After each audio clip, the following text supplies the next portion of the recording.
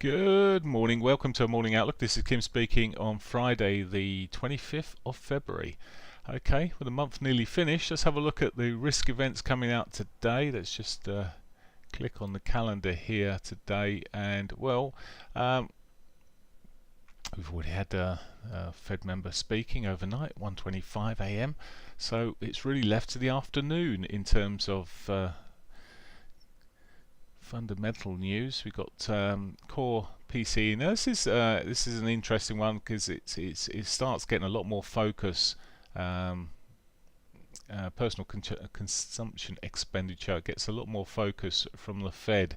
So just watch at that 1:30. It's their sort of feeling of how things are going quite largely. So quite a big indicator for them at least.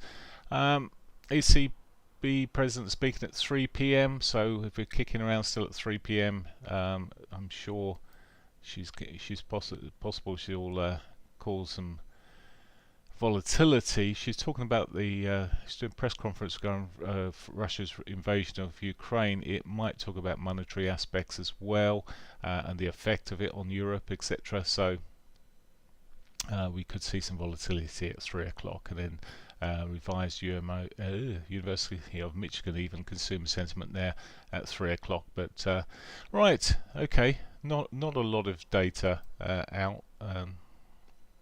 Certainly not top drawer data. Let's have a look at the technicals then. We'll start off, looking, if I can get the right one, there we go. Start off looking at the euro. So, euro yesterday, it seemed to have a really downward day, and it did. But when you look at it on a daily basis, it only just broke the prior lows there. Now, it's put us in a bit of a funny old shape here on the wave structure that I've been looking at, and perhaps this wave, or the original wave, wasn't really finished, and it's an irregular wave, and we've got some more downside to happen yet.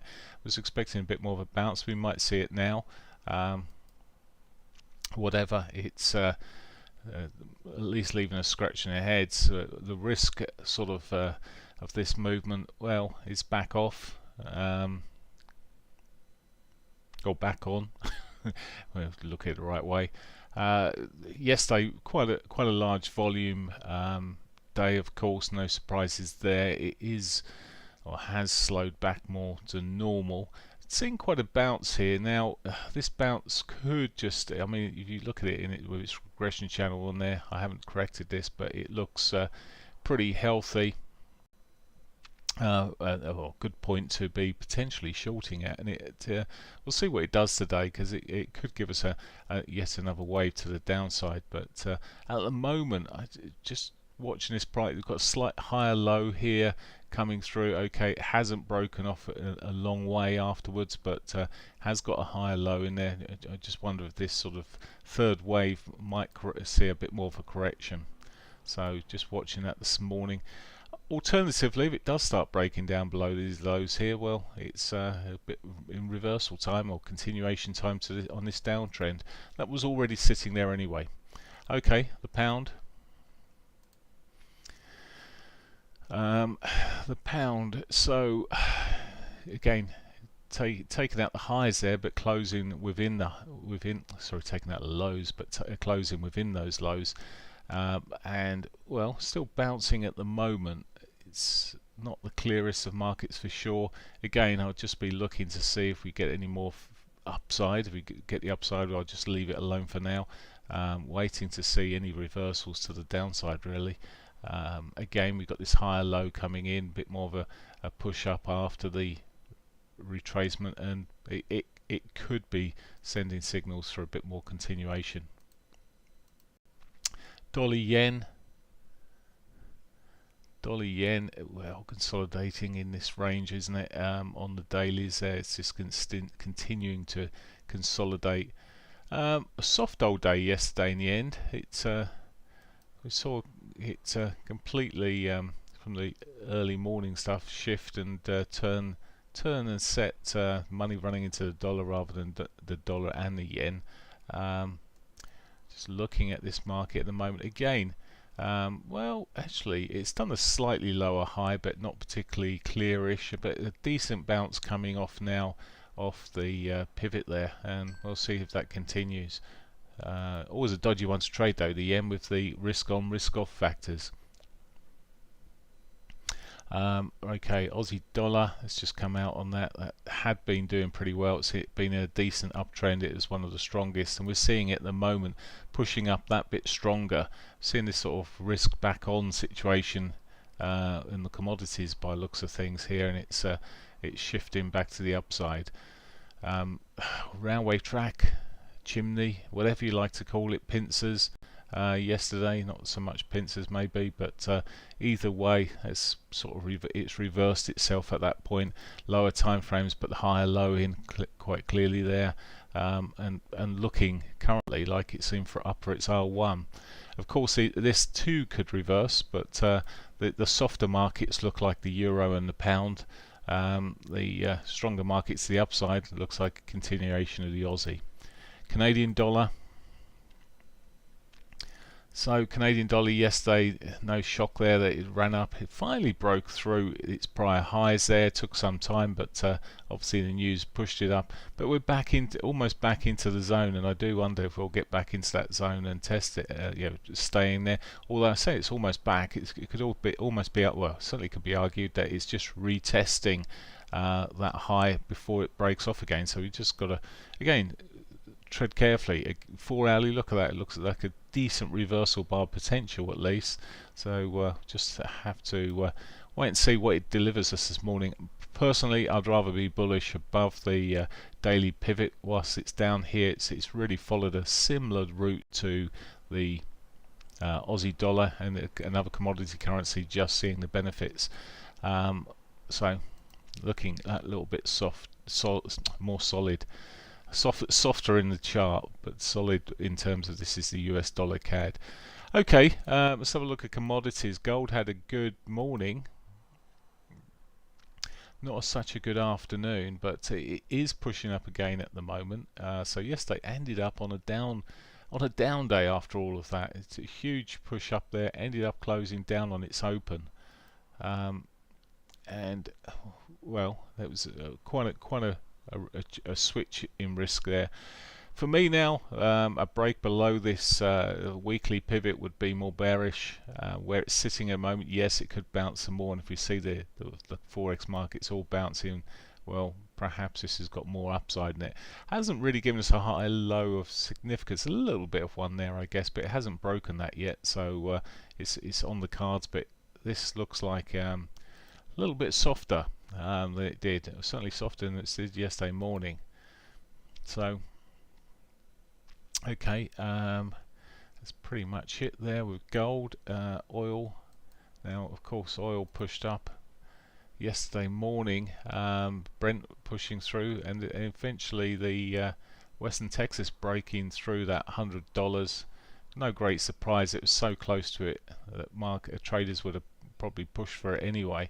There was talks of the US releasing some of its reserves, and that starts putting a little bit of a softener on there, but of course we really need the rest of OPEC to say they're going to do something, but for now consolidated around this area. A break of the $94 this morning, might just see it coming off some more, but I'll be looking later this afternoon on the break of these highs if they're still there. If they haven't been broken, a break above those highs, maybe even this morning, could just signal a further push up there. Okay, that's the commodities out the way. Let's have a look at the cryptocurrencies then. So yesterday, Bitcoin did quite a reversal there. In the end, it ended up on a bullish day. Ended up closing higher than it opened for sure. It didn't quite take out the prior lows there. It took out quite a few of them, but not completely. It held its own effectively. Questions will start coming in now. Is that it? Well, don't hold your breath on that one yet. We need to see something a bit more solid. I'm still on the Bitcoin looking over this. Sorry, I'll come back to that. Still looking at it breaking that sort of 46,000 area for it to be a bit more bullish. But at the moment, it's well, just dancing around near the lows. Looking at all of these, Ripple, etc. There, Cardano just it broke down yesterday. It really had, or I say yesterday, it has been breaking down and looking the softer of the alter currencies. Litecoin likewise, not even keeping up with Bitcoin there, taking out the lows there. So Binance again, it's still below that original trend line I drew there. Now, okay, it has been above, and I should probably redraw it, but it seems quite significant, bearing in mind the direction of the move beforehand. So I'll leave it for now. Again, this in terms of me wanting to buy it, would have to be above that 44.7 sort of area. Okay, that's where we're sitting at the moment. Let's have a look at the indices. So start across in Asia, where we ended up closing up up on the day. I was looking at it later last night. Actually, it was doing quite well, but it's given some of that back now. I'm still bearish, regardless of what's happening in the risk event and the political scene.